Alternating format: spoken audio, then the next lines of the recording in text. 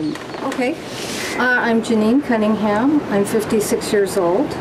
I'm a marriage and family therapist in California, and I've been suffering from a hip ailment for the last 4 or 5 years. It's gotten progressively worse. I have tried chiropractic, physical therapy, personal training, acupuncture, swimming, and at times it would improve, and eventually it has gotten to the point where nothing was helping it, and I knew that I was going to be crippled if I didn't do something. Every time I stood up, I was in tremendous pain. It was hard to get in and out of the car. If I swam a couple laps, I ached all the next day. I couldn't sleep more than an hour to 2 hours at night. I never slept the night through. I was taking aspirin every day, and I was taking many nights Aleve, which is an anti-inflammatory. My stomach was just in pain. I felt like I was getting an ulcer, but that's what I needed to do to get through the day. Dragging myself up a flight of stairs was just grueling. I couldn't stand for more than 10 or 15 minutes without having to find a place to sit down. Just sitting down was the only relief that I could find.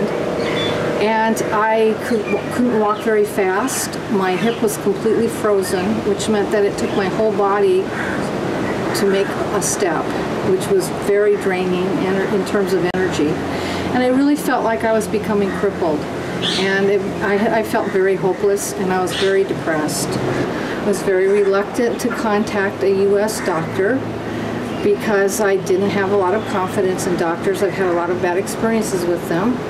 But I decided that I had read that people were coming to India to do hip surgery, and that it specialized in that. And the next Indian person that I met, I would ask them to find a doctor for me in India. And within 2 weeks of my deciding that, an Indian therapist walked into my office who I'd never met before, and her family was from Mumbai. And I asked her to contact them and find a doctor for me in India to work on my hip. In the process of that, she told me she knew someone in California who had been to India 2 years before, and that she really thought I should talk to him about his experience. He had had hip replacement surgery. I contacted him and spent an afternoon with him. He was also in his 50s. He had had the surgery 2 years ago. At that time, he was playing golf every day. He ran a 26-mile marathon in Los Angeles that year. He was bench pressing 1,000-pound weights and said he had never felt better in his life. And he spent the afternoon telling me what surgery was like in India, what to expect, and that his doctor was a doctor named Bose. And he said he's one of the finest surgeons in the world, especially using this procedure. So he emailed Dr. Bose, who emailed me back. And very simply, Dr. Bose asked me to have x-rays taken and mailed to him. I went to an urgent care place to have the x-rays made because I didn't want to consult with a physician in the United States. But as a result of the x-ray being taken, the doctor looked at it and said, please let me show this to an orthopedic surgeon. It looks really bad. Your hip is completely deteriorated. You have cysts. Please let me have a doctor look at it. So I agreed. And the orthopedic surgeon told me that my hip was so far gone that the only thing I could have was hip replacement, that there was no other surgery that could be done, and that would be impossible. So I mailed the x-ray to Dr. Bose, and I told him if that was the case that I would be willing to have hip replacement with Dr. Bose. He immediately emailed me back and said that not to listen to the doctor that told me that was completely incorrect. That at that time he had done over 800 hip resurfacing procedures, had seen people much worse than me, that I had excellent bone stock, and there was no reason that I needed hip replacement. I proceeded to schedule an appointment with him for surgery 2 months later, and he thoroughly prepared me for how I needed to prepare my body for the surgery. The additional bonus was the total cost of the surgery, the week in the hospital, in which my husband was able to share a room with me, a lovely suite, the hematologist, the pulmonary specialist, two assisting doctors, all of the medicines. Dr. Bose's fee came to $7,000. I have a very high deductible insurance policy. We have calculated that my costs in the United States, including my airfare and my hotel costs, would have been $10,000 more out of pocket.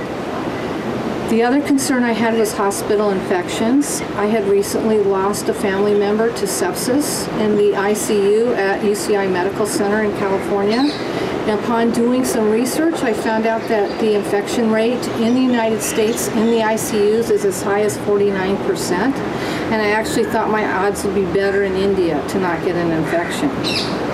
When I arrived in India, all arrangements were made ahead of time. Everything went very efficiently. I did not get any infections. No one that I knew that had surgery on that ward had any infections. I've never seen people adhere to a stricter protocol in terms of cleaning, washing, disinfecting. The effort that they went to was absolutely heroic to keep me clean, to keep themselves clean, and to keep infection out. I am now 12 days past surgery, and I am now able to walk around very freely. My hip's moving for the first time in 4 or 5 years. I am taking normal steps. My foot is straight. It used to stick out sideways, and I am straight. I was told by many people that I had such severe scoliosis that I would never walk straight again, even if I got my hip replaced. And I am straight now after 12 days of hip resurfacing. And since the surgery, I have had none of the pain, not for one day, that I had the day before the surgery. I do have some stiffness, I do have some tenderness, I do have a little bit of aching, but as I walk, it kind of leaves. It doesn't keep me awake at night. And I can walk again. I've been taking 100, 200-yard walks, something I could not do before. I couldn't walk more than, I'd say, 50 yards before this. I can stand without it hurting, and it's parts of it are working that have not worked in years. My knees, my ankle, my hip joint. I can feel it moving. I can feel it rotating. I can feel it normalizing, and I'm straight.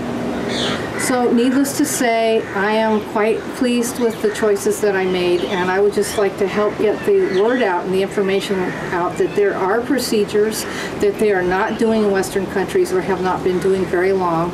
There are doctors that are dedicated to their profession and doing it well and are available to you and that seem to care and to be of service. And it isn't at the astronomical cost that it typically is now in Western countries. Not to mention that it was a lot cleaner.